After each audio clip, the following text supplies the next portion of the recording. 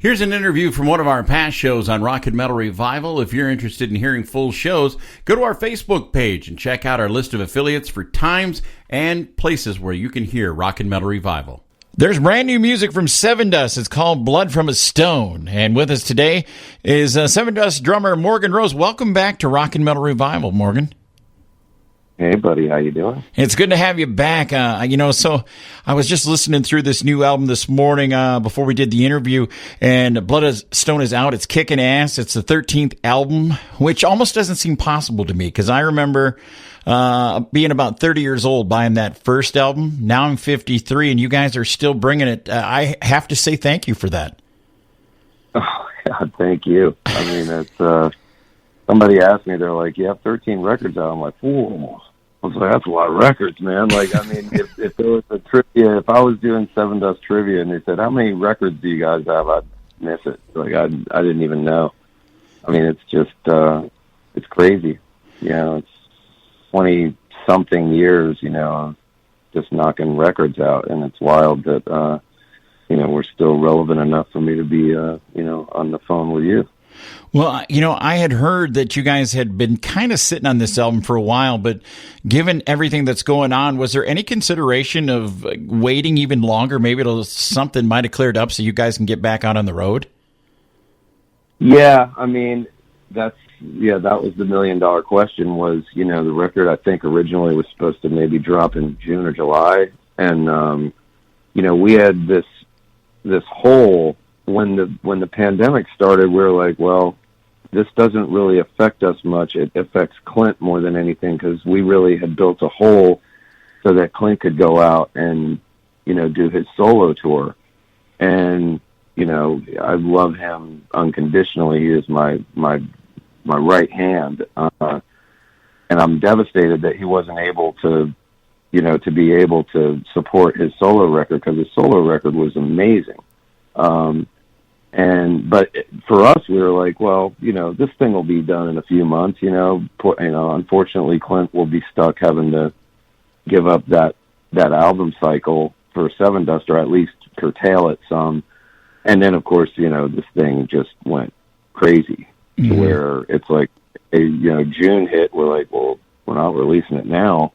And then it was July and August, and we're like, you know what? Like, we're gonna need to get it out there because we're gonna want to do another record. I mean, officially now, it was over a year after we had actually recorded it that we dropped it. So, these songs are almost old for us to where we had even discussed, hey, at some point we might want to think about going in and doing another record, just because we're ready. Artistically, we're ready to do another record. John and Clinton was on. Well, the rest of the guys as a whole might punch me for saying that, but I mean, I know that Clint and John both are just like writing machines. I mean, Clint I'd talk to almost daily, and he's always writing. So, I don't know. There was some discussion about waiting. But it was just like, what are we going to do? I mean, we need to get it out there. We're going to get so tired of the record without even playing it, that we're going to freak. So the decision was made to get it out. And then we'll revisit the idea of, we could easily go in and do another record before we're allowed to go on tour, this present record. So yeah. I would doubt it if there's a handful of bands that have already even done that, just stockpiling material. And, so yeah, there was talk of it, but we decided to let it go. Morgan, I don't think I've missed a Sevendust show around here probably since the early 90s. And you guys are such a great live band. And I know that's got to be killing you guys not to be out on the road. Do you remember what the last show was? I mean, how long has it been? Well, the last real show that we did was in, it was either the very end of September or like October 1st or something last year. We did do 3 or 4 acoustic shows over Christmas and New Year's, right after Christmas last year. And I had been really sick, so I didn't even know if I was going to do those shows, but I did. And, so yeah, it's been, I mean, we did the stream this past weekend, and it's not the same, I mean, I tried to close my eyes and put myself into live mode because it was, for all intents and purposes, it was a live concert. It's just that there's no people there, So me personally, I was excited about the break because, we tour so much that whenever we do get a nice break, it's good for us to miss it, and to refuel and get our bodies back to some sort of normalcy. And so I always looked forward to not touring. I was always looking forward to spend time with my family and stuff. And then of course this thing happened, and it's lasted so long that that's the blessing. If there is any silver lining, it's that it definitely rejuvenated. When we did the stream, it was just, we missed each other and we missed playing together. So, I mean, like many other bands, I'm sure that when the doors open for us to play again, we're going to come out really strong. I mean, we're going to come out hungry for it. And we haven't been hungry to play in, over a decade. I mean, a lot of times we get ready to go on the road and it's like we're dreading it. I mean, you got to leave your kids, you got to leave, the lady, you got to leave, that normalcy that you have at home. And we've done it for so long and we've accomplished so much that it's like, I mean, I've done everything and way more than I ever thought I ever would. So, this is a thing where it's like, wow, I thought that I was okay with this. If somebody would have said before the pandemic hit, hey man, you're going to be more of a studio guy and produce and co-write and, work with bands and work with your record label, touring is over. At the time, I probably would have answered, I've done enough. I'm good. And now, I got that told to me without it being my choice anyway, to where it's like, you're not touring, and now I miss it. So.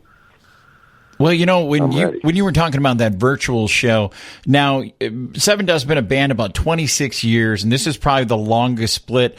When was the last time that actually you all were together, actually, before that virtual show? And the other thing about the virtual show, I watched it, and was kind of like, I wonder how they're doing this without the energy of the Sevendust fans. Yeah, well, we were so excited to play together again that was what we did. Basically just enjoyed our time together, and we're excited to play even the old songs that we dread playing sometimes. It was like, oh man, awful cool, and so I mean that excitement got us through being able to do the show, because we absolutely feed off of the vibe, and there was no vibe outside of us. It was us, and that's that. So we hadn't seen each other together since December. Wow, that's crazy. So it's almost a year of not even seeing each other together. Well, it just has to be hard. I mean, you guys, like I said, have been a band of brothers for so long, and I was so glad when you guys got some new Sevendust music. As fans, it gave us something to look forward to. And when I was listening through the album, throughout your career with Sevendust, you guys have done some very cool covers that you've recorded and released. I was a little surprised when you came out with "The Day I Tried to Live" as the first single from the album, and doing a Soundgarden tune. Can you tell me the thought process behind that? Yeah, I mean, me and Clint had toyed around with the idea. We just kind of mentioned it. Chris had passed, and he was a huge influence on us. So we just kind of sat there. It was weird. It was like we had discussed it, but it was very nonchalant, because the thought really was, we're not going to do this unless it does it justice. And we have to find a song that not only fits the vibe of what we want to do here, but is realistic, because there's so many songs from Chris in general, whether it be Soundgarden, Audio Slave, Solo. I mean, so much stuff that is just really unattainable. I mean, the register is crazy. I mean, we tuned it down as it was just to be able to do this. And so we wanted to make sure, we started digging through the catalog a little bit. And when we landed on Day I Tried to Live, it was like, okay, we love the song. And this seems like the most realistic attempt that we can make. It's like, it's still extremely challenging. And it's really, I mean, the band, I've said this before, the band is unbelievable. I mean, I did a lot of research, I really dug into listening to what Matt Cameron had done on drums, and I didn't want to, I wanted to keep it true to the original. I didn't, I wanted to make it, I won't even go as far as say make it mine, but I wanted to play it. I didn't want to just plagiarize the track identical, but I wanted to, there's so many tasty beats on that song that I was like, I have to keep it close to the vest on this. I have to keep it close. So for me, that was where I sat. And the whole, I mean, obviously the major question was, how's Lejean going to do with it? And whether it be range, tonality, just how is this going to shine through? And so we did the music to it, and I was like, well, the music is there, and now it's up to Lejean. And Lejean went in, we were all there, but he went in the room with Elvis, and it was kind of like, we're going to leave him alone. We're not going to, we're not going to have any comments. We're just going to, which is, we do that a lot with Lejean, let him do his thing. And he went in and did it, and we went in and listened, and I was going in there, like, cautiously optimistic. Lejean's a phenomenal singer.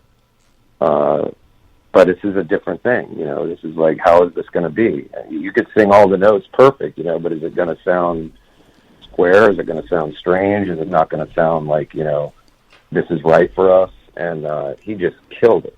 I mean, he just absolutely killed the song to where I was like, wow, okay, now this is a reality, now what we kind of were like, maybe we're doing this for fun. Maybe we're doing it as a challenge. We're obviously doing it to pay, homage to greatest singer of our generation, in our eyes.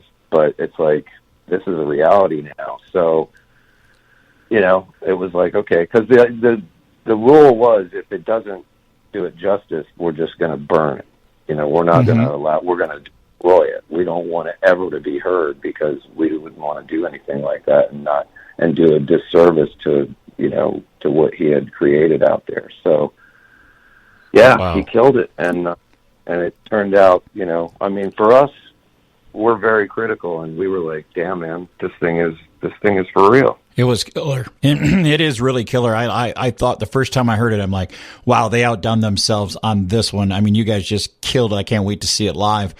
Also, I wanted to ask you a little bit about something. You had a little time on your hands, and I read about your own release called Controlled Chaos. What can you tell us about that project? So that started, I was in California beginning of March, and was only supposed to be here for a few days with my girlfriend. She was out here, and I was going to New York to do some meetings for the label I work with, and then the pandemic hit, and my meetings were like kind of pushed aside for a second. It was like, well, you could come, but they might be closing down shop here for a little bit. Maybe we should wait a few days and see what happens. That was literally how it was. It was like, no one had a clue that this thing was going to get this crazy. And so I was like, you know what? I kind of want to spend more time with my girlfriend anyway. So I looked at her. I'm like, I'm going to stay a few more days. And she goes, yeah, absolutely. Stay as long as you want. And I'm like, okay, cool. So that 3 days I was supposed to be in California turned into 2 months. Nice. And, and we had been dating for about a month. So it was like, okay, we're just freshly dating. Okay, now you live together. And so it was, what ended up happening was Clint was working on doing an EP